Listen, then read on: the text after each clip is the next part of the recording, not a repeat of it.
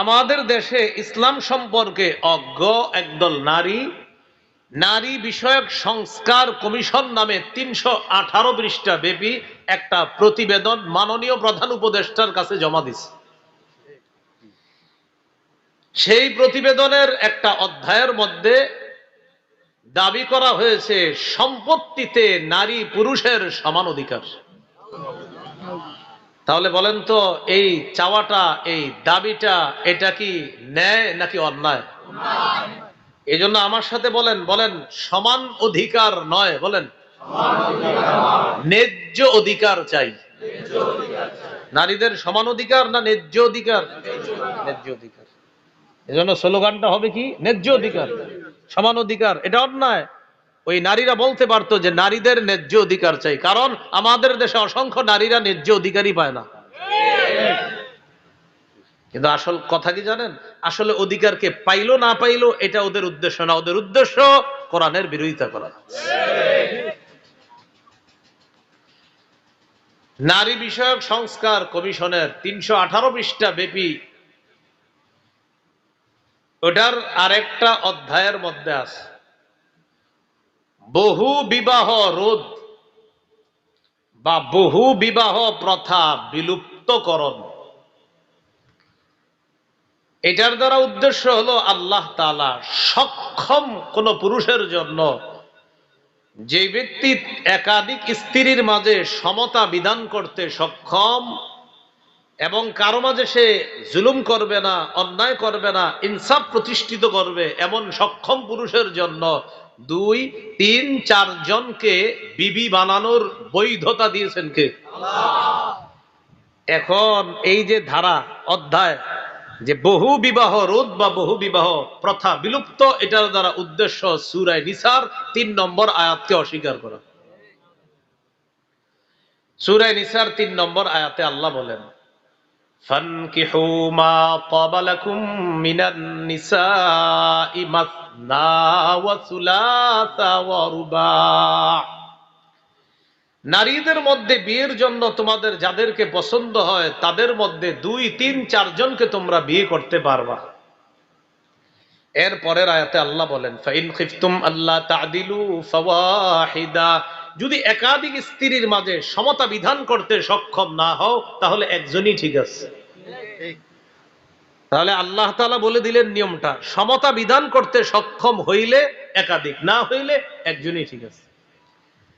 এখন বলেন বিবাহ প্রথাটা এটা হলো বৈধ বিধান, এটার বিপরীতে একজন পুরুষ 14 জন নারীর সাথে অবৈধ সম্পর্ক রাখা এটা হলো হারাম।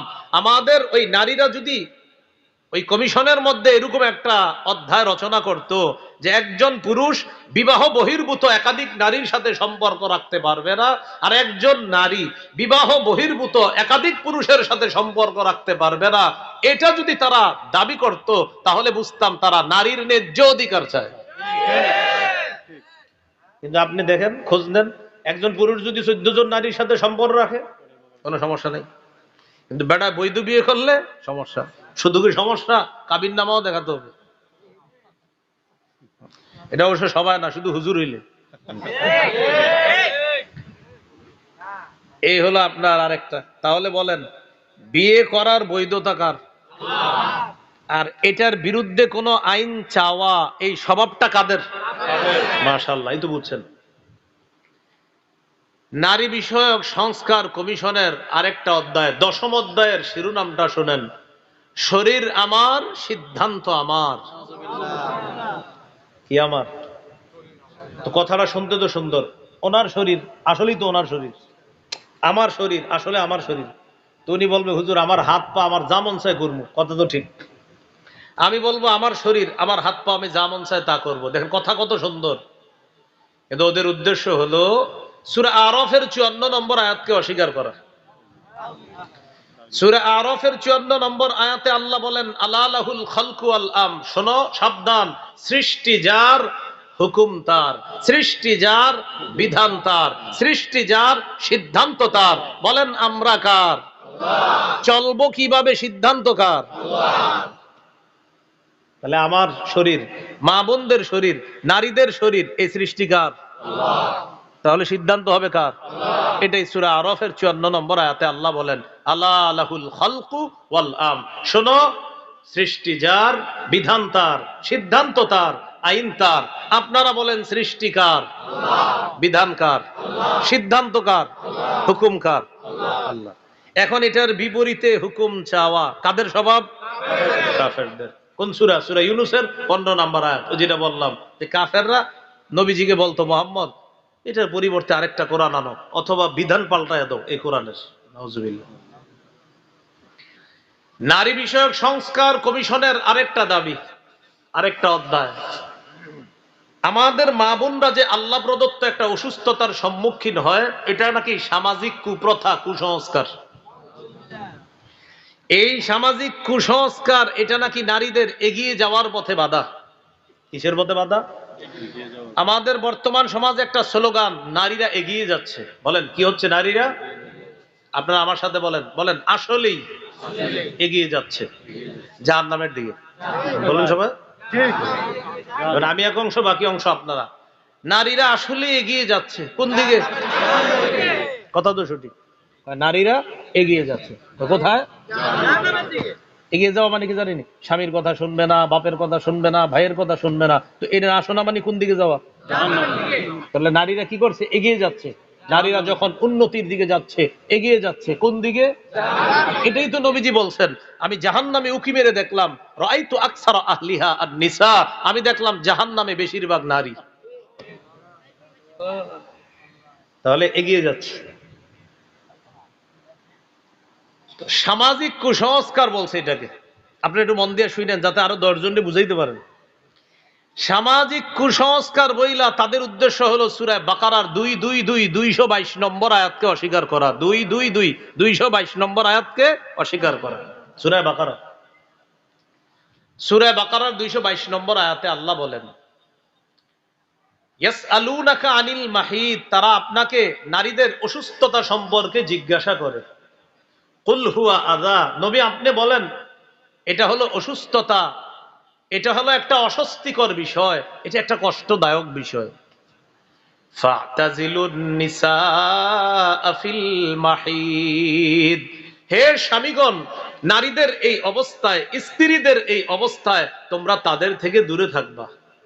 ওয়ালা তাকরাবুহুন্না হাত্তা ইয়াতহুরনা, তারা পবিত্র না হওয়া পর্যন্ত তাদের কাছে যাবে না। ফাইদা তাতাহহারনা ফাতুহুন্না মিন হাইসু আমারাকুমুল্লাহ, যদি তারা পবিত্র হয়ে যায় তাহলে তোমরা তাদের কাছে গমন করবা আল্লাহ যেভাবে তোমাদেরকে আদেশ করেছেন। ইন্নাল্লাহা ইউহিব্বুত তাওয়াবিনা ওয়া ইউহিব্বুল মুতাতাহহিরিন, নিশ্চয়ই আল্লাহ তাওবাকারীদেরকে ভালোবাসেন এবং অধিক পবিত্রতা অর্জনকারীদেরকে আল্লাহ ভালোবাসেন।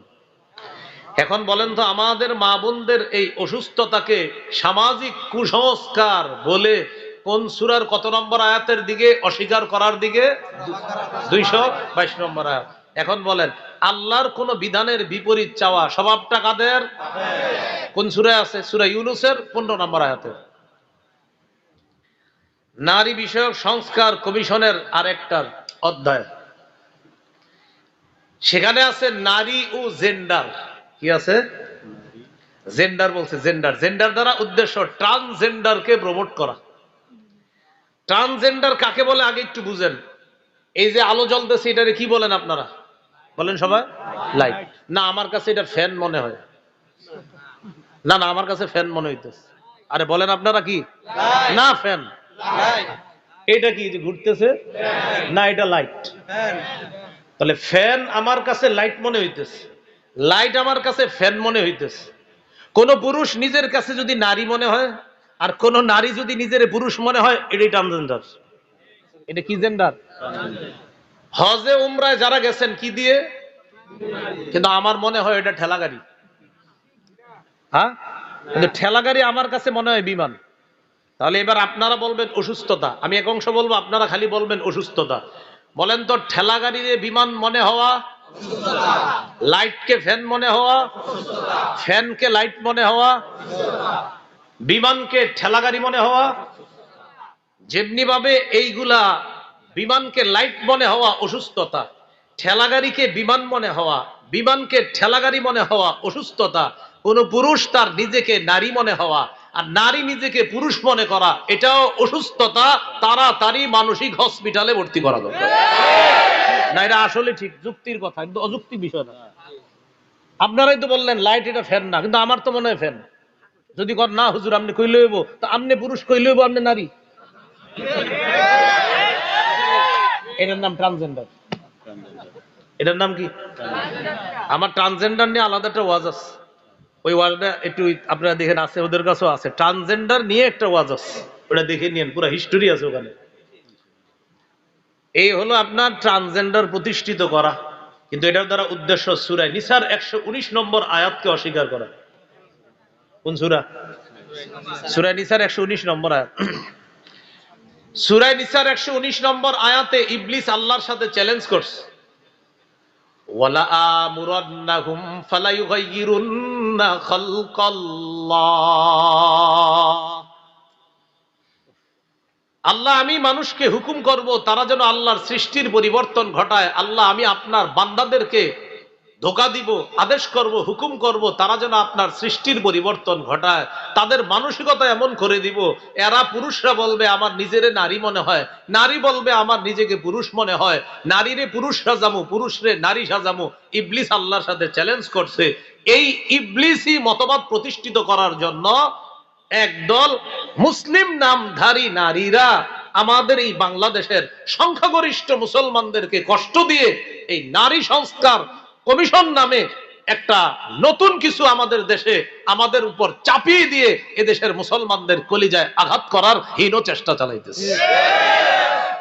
তাহলে ট্রান্সজেন্ডার মতবাদ বলেন শয়তানি মতবাদ, ট্রান্সজেন্ডার মতবাদ, ট্রান্সজেন্ডার মতবাদ শয়তানি মতবাদ। তাহলে আপনারা এমনি বুঝাই দিবেন। কেউ যদি কখনো বলে ট্রান্সজেন্ডার, যদি আপনার সাথে বন্ধুত্ব হয় এরকম কোন লোকের, বলবেন ভাইয়া ঠিক আছে আপনি ট্রান্সজেন্ডার, আপনার নিজের মহিলা মনে হয়, আচ্ছা আপনার হাতে এটা কি? বলবে ঘড়ি। আপনি বলবেন না, আপনার হাতে এটা আমার কাছে মনে হয় বাঁশ। কথার কথা। আপনি বলবেন এটা সূর্য মনে হয়, এ বলবে সূর্য তো আকাশ। আপনি বলবেন না, আকাশে ওটা ঘড়ি মনে হয়। সামনে নদী থাকলে বলবেন ভাই এটা কি? সে বলবে নদী। আপনি বলবেন না, এটা তো আমার কাছে মাঠ মনে হয়। বলবে তুমি কি পাগল? মাঠ কি কখনো নদী হয়? আর নদী কি মাঠ হয়? আপনি বলবেন তুমি কি পাগল? পুরুষ কি কখনো নারী হয়? আর নারী কি পুরুষ হয়? এই হলো নারী বিষয়ক সংস্কার কমিশনের দাবি। আমি আপনাদেরকে এটা বলা উদ্দেশ্য হলো, ওলামায়ে কেরাম যে এই ব্যাপারে প্রতিবাদ করতেছে, প্রতিবাদটা কি জরুরি ছিল কিনা? বুঝা বলতেছেন তো জরুরি। তো সামনের দিকে আরো এটাকে গুরুত্ব দিবেন যে হ্যাঁ, আলেমদের এই কাজ তো শুধু আলেমদের না, এটা আমাদের সবার, কারণ কোরআন আমাদের সবার। আল্লাহ আমাদেরকে বুঝার তৌফিক দান করেন। সহিহ বুখারীর বর্ণনা 5885 নম্বর হাদিস, লানা রাসূলুল্লাহি সাল্লাল্লাহু আলাইহি ওয়াসাল্লাম আল মুতাশাব্বিহিনা মিনার রিজালি বিন নিসা ওয়াল মুতাশাব্বিহাতি মিনান নিসাই বির রিজাল। যেই পুরুষ নারীর রূপ ধারণ করে আর যেই নারী পুরুষের রূপ ধারণ করে, উভয়ের উপর আল্লাহর রাসূলের অভিশাপ। তাহলে বলেন তো, ট্রান্সজেন্ডার মতবাদ প্রতিষ্ঠিত করা মানে হলো আমার নবীর অভিশপ্ত একটা মতবাদকে প্রতিষ্ঠিত করা। যে মতবাদকে আমার নবী অভিশাপ দিয়েছেন, এমন অভিশপ্ত কোন মতবাদ আমরা মুসলমানরা মানতে পারি না, মেনে নিতে পারি না। এটা আমাদের দেশে প্রতিষ্ঠিত হতে দিতে পারি না, আমরা হতে দিব না ইনশাআল্লাহ। 53 বছরের ইতিহাস একদম উল্টে যাবে, তবু মাথায় রাখা বিষয়টা। এজন্য আমি গত 5-6 মাস আগে বলছিলাম যে আমার কাছে মনে হইতেছে বৃষ্টি থেকে বাঁচার জন্য ঝর্ণার নিচে আইসা দাঁড়ায় আছে। আর থেকে বাঁচার জন্য কোথায় এসে দাঁড়াইছি? বৃষ্টি থেকে দৌড়ে আইছি ঝর্ণার নিচে, যেন পানি না পড়ে। তো ঝর্ণার নিচে আসলে কি পড়বে? এই কথাটা লেখা রেখেন যে এটা কি বুঝাইলো হুজুরে, বৃষ্টি থেকে বাঁচার জন্য ঝর্ণার নিচে। আমার এমনই মনে হইতেছে, বৃষ্টির নিচে ছিলাম, এখন আছি ঝর্ণার নিচে, পরিবর্তন হয় নাই, পানি পড়তেছে এখনো। আল্লাহ বুঝার তৌফিক দান করেন। নারী বিষয়ক সংস্কার কমিশনের আরেকটা অধ্যায়, সেখানে আছে বিবাহ ও বিবাহ বিচ্ছেদ ক্ষেত্রে স্বামী স্ত্রীর সমান অধিকার, নারী পুরুষের সমান অধিকার। বিবাহ ও বিবাহ বিচ্ছেদ মানে তালাক। এটার দ্বারা উদ্দেশ্য হলো পুরুষ যেমন তালাক দেওয়ার অধিকার রাখে, নারীও তালাক দেওয়ার অধিকার রাখবে। আমার সাথে সবাই বলেন, তালাক দেওয়ার অধিকার। বলেন শুধু স্বামীর। বলেন তালাক দেওয়ার অধিকার শুধু স্বামীর। বলেন কোন স্বামী যদি তার স্ত্রীকে তালাক গ্রহণ করার অনুমতি দেয়, সেটাকে তালাকে তাফওয়িজ বলে। তথা বলেন তথা স্বামীর পক্ষ থেকে স্ত্রীর কাছে ন্যস্ত করা হয়েছে তালাক গ্রহণ করার ক্ষমতা। তাহলে মূল ক্ষমতা কার? স্বামীর। স্বামী যদি স্ত্রীকে বলে তুমি চাইলে গ্রহণ করতে পারো, তাহলে স্ত্রী ক্ষমতা পাবে, এর আগ পর্যন্ত স্ত্রী ক্ষমতা পাবে না। এই জন্য বিয়ের সময় কাজী সাহেবের ধারাগুলা পইরা এরপরে স্বাক্ষর দিবেন।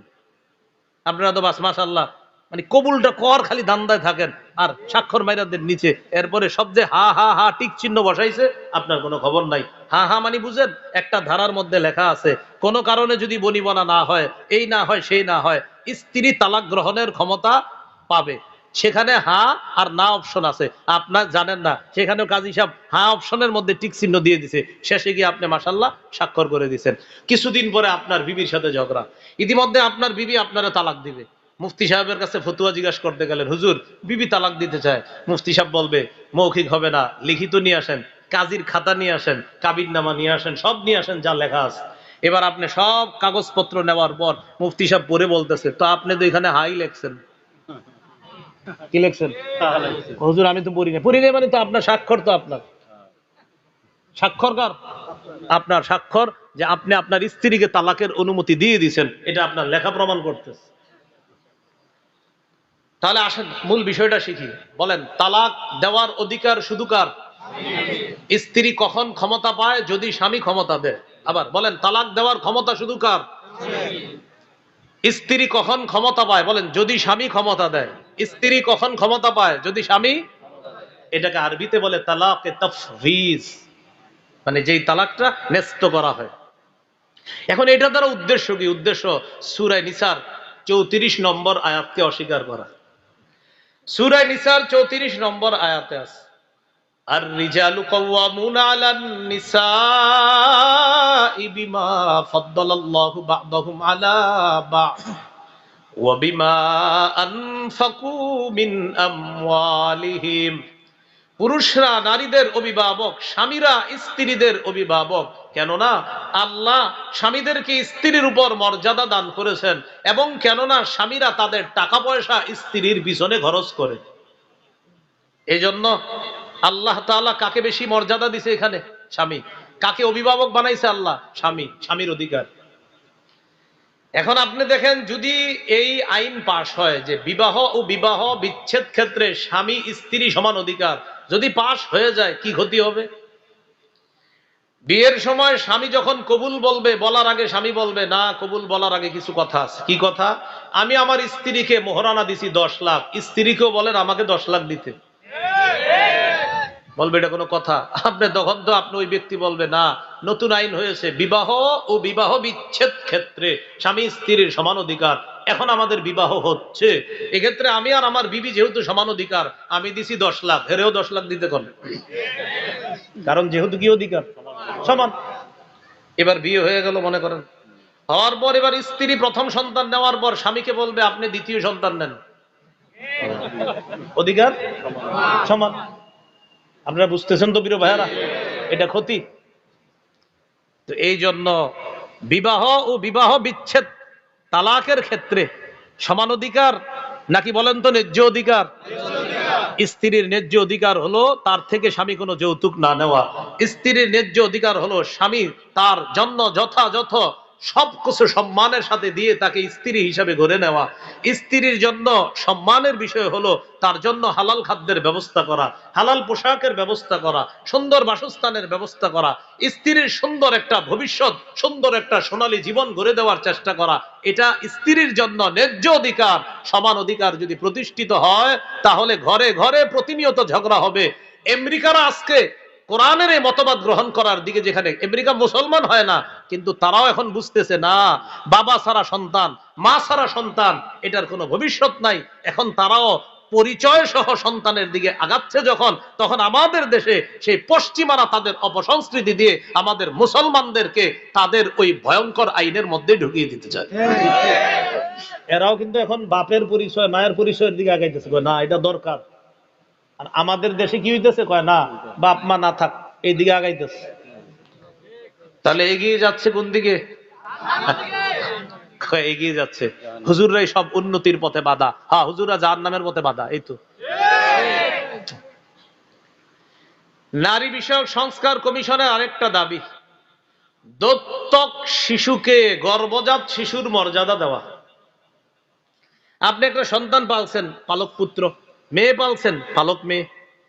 এই পালক পুত্র আর পালক মেয়েকে আপনি গর্ভজাত শিশুর মর্যাদা দিয়ে তারে সম্পত্তিতে অধিকার বাড়াবেন, মানে মিরাজ দিবেন তাকেও। মনে রাখবেন, মিরাজ পাবে শুধু গর্ভজাত সন্তান, পালিত সন্তান না, পালিত মেয়ে না। বলতে পারেন হুজুর আমি একটা ছেলে পালছি, মেয়ে পালছি, ওরে আমি কিছু সম্পদ দিব, আপনি দেন, সমস্যা নেই, আপনি ইচ্ছা মতো তারে লেখা দেন, আপনার এটা সমস্যা নেই। কিন্তু মিরাসে তারাও সম্পদ পাবে, এই আইন, এটা কোরআনের বিরুদ্ধে আইন। এটার দ্বারা উদ্দেশ্য সূরা আহজাবের 4 নম্বর আয়াতকে অস্বীকার করা। প্রথমে আমার সাথে বলেন, বলেন দত্তক শিশু, পালক শিশু, কখনো আপন শিশু না।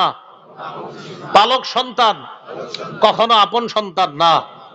পালক ছেলে, পালক মেয়ে কখনো গর্ভজাত সন্তান না। সূরা আহজাবের 4 নম্বর আয়াতে আল্লাহ বলেন, ওয়ামা জাআলা আদিয়াকুম আবনাআকুম, তোমাদের ডাক দেওয়া সন্তানদেরকে আল্লাহ গর্ভজাত সন্তান হিসাবে বানান নাই। তোমাদের ডাক দেওয়া সন্তান মানে পালিত সন্তানকে আল্লাহ আবনাআকুম, আসল সন্তান বলে ঘোষণা করেন নাই। পালিত সন্তান পালিত সন্তান, আসল সন্তান আসল সন্তান।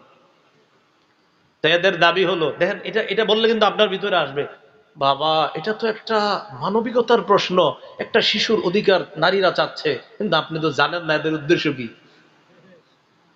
আমি তো বললাম আপনার শিশুরে মন চাইলে আপনি আপনার 10 তলা বাড়ি দিয়ে দেন, সমস্যা নাই, এর লিখে দেন এই 10 তলা বাড়ি তোমার, কিন্তু উত্তরাধিকারে আপন সন্তানের মতো শিশু সন্তান, পালক সন্তান হবে, এটা করা মানে সূরা আহজাবের 4 নম্বর আয়াতকে অস্বীকার করা, যেটা কাফেরদের স্বভাব।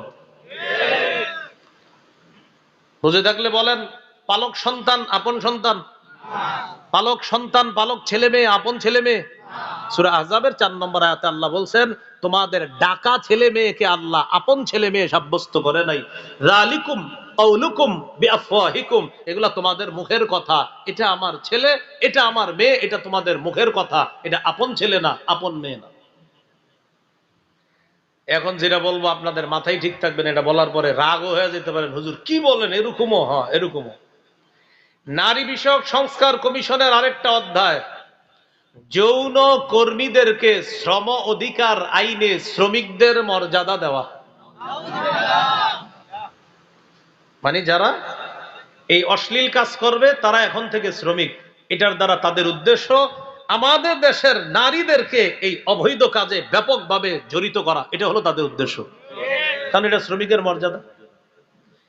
আরেকটা উদ্দেশ্য সূরা নূরের 2 নম্বর আয়াতকে অস্বীকার করা। 18 পারা 9 নম্বর পৃষ্ঠা সূরা নূরের 2 নম্বর আয়াতে আল্লাহ বলেন, আয-যানিয়াতু ওয়াজ-যানি ফাজলিদু কুল্লা ওয়াহিদিম মিনহুমা মিআতা জালদা, ব্যভিচারিণী নারী পুরুষ তাদের উভয়কে 100 বেত্রাঘাত করো যদি অবিবাহিত হয়, বিবাহিত হলে তাদেরকে পাথর মারো। ওয়ালা তা'খুযকুম বিহিমা রাফাতুন ফি দীনিল্লাহ ইন কুনতুম তু'মিনুনা বিল্লাহি ওয়াল ইয়াউমিল আখির, তাদেরকে শাস্তি দেওয়ার সময় তোমাদের অন্তরে যেন কোনো মায়ার উদ্রেক না হয়, কোনো দয়া যেন কাজ না করে, যদি তোমরা আল্লাহকে বিশ্বাস করো, আখিরাতকে বিশ্বাস করো। ওয়ালিয়াশহাদ আযাবাহুমা তাইফাতুম মিনাল মুমিনিন, ব্যভিচারিণী নারী পুরুষকে শাস্তি দেওয়ার সময় মুমিনের একটা দল যেন উপস্থিত থাকে। কেন উপস্থিত থাকবে? আল্লাহর বিধানের কত হিকমত দেখেন, কত সুন্দর হিকমত। অন্যরা যখন দেখবে ধর্ষণের শাস্তি হলো মৃত্যুদণ্ড, ধর্ষণের শাস্তি অবিবাহিত হলে তাদের 100 বেত্রাঘাত, তখন হাজারো ধর্ষক ধর্ষণের চিন্তা ছেড়ে দিবে। বাবা, ধর্ষণ করলে এই শাস্তি, জিনা করলে এই শাস্তি। আল্লাহর এক বিধান কার্য করে হাজারো অপরাধীরা অপরাধ থেকে ফিরে আসবে। বুঝে ঠিক বললেন? আবার বলি, 2 নম্বর পারা 6 নম্বর পৃষ্ঠা আল্লাহ তাআলা বলেন, ওয়ালাকুম ফিল কিসাসি হায়াত, কিসাসের মধ্যে তোমাদের জন্য জীবন রয়েছে। ইয়া উলিল আলবাব, হে জ্ঞানীগণ, একটু বুঝেন। চোরের হাত কাটলেন, আল্লাহ বলে এটার মধ্যে তোমাদের জন্য জীবন আছে। একটা মানুষ হত্যা করা হলো পাথর মেরে, কিসাস, তারপর কিসাসের বিধান প্রয়োগ করা হলো। আল্লাহ বলেন এই যে কিসাসের বিধান প্রয়োগ করা হলো, এটার মধ্যে তোমাদের জন্য জীবন আছে। আচ্ছা, আমরা দেখতেছি একটা মানুষ মরছে, আল্লাহ বলে জীবন আছে। আমরা দেখতেছি মারা গেছে, আল্লাহ বলে জীবন আছে। কিভাবে? একজন মানুষের উপর শাস্তি প্রয়োগ করার কারণে হাজারো অপরাধীরা যখন এটা দেখছে, আর আমি আল্লাহর বিধান যখন অন্যরা দেখে, হাজারো অপরাধী অপরাধ থেকে ফিরে আসে, আর হাজারো ঘর বাড়ি চোর আর ডাকাতদের থেকে নিরাপদ হয়ে যায়। তাহলে আমাদের চোখে এক প্রাণ গেল, হাজার প্রাণ বেঁচে গেল। এজন্য আল্লাহ বলেন কিসাসের মধ্যে জীবন আছে। আমরা দেখি মারা গেছে, আল্লাহ বলে জীবন আছে। সাথে সাথে বলছে ও জ্ঞানীগণ, মানে চিন্তা করে দেখবা এটাতে জীবন। এখন যৌনকর্মীদেরকে যদি শ্রমিকদের মর্যাদা দেওয়া হয়, মনে করেন কি ক্ষতি? কিছুদিন পরে আমাদের দেশে যারা ধর্ষক তারা বলবে আমরাও শ্রমিকের মর্যাদা চাই। যারা চোর, বিশেষ করে চোর, আমি শিওর চোর শ্রমিকের মর্যাদা চাবে। চোর যদি এটা পাশ, আপনার আইন পাশ হয়, কেন চুরি করতে গিয়ে আপনার কষ্ট আসেনি?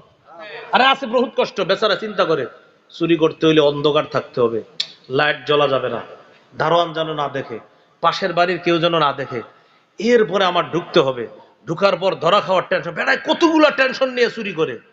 এই যে কষ্ট, বেচারা এই কষ্ট থেকে মুক্তির জন্য বলবে যে আমি চোর, আমি বিশিষ্ট চোর হিসাবে বলছি, আমি এই চুরি বিষয়টাকে শ্রম অধিকার আইনে শ্রমিকদের মর্যাদা দিতে হবে। কারণ আমরা বিশিষ্ট চোর সম্প্রদায় যারা আছি বাংলাদেশের, আমাদের এক দাবি, তারা যদি শ্রমিকের অধিকার পায়, এই জাতীয় অশ্লীল কাজ করে, আমরাও চুরি করতে অনেক কষ্ট হয়, আমরা কেন শ্রমিকের অধিকার পাবো না?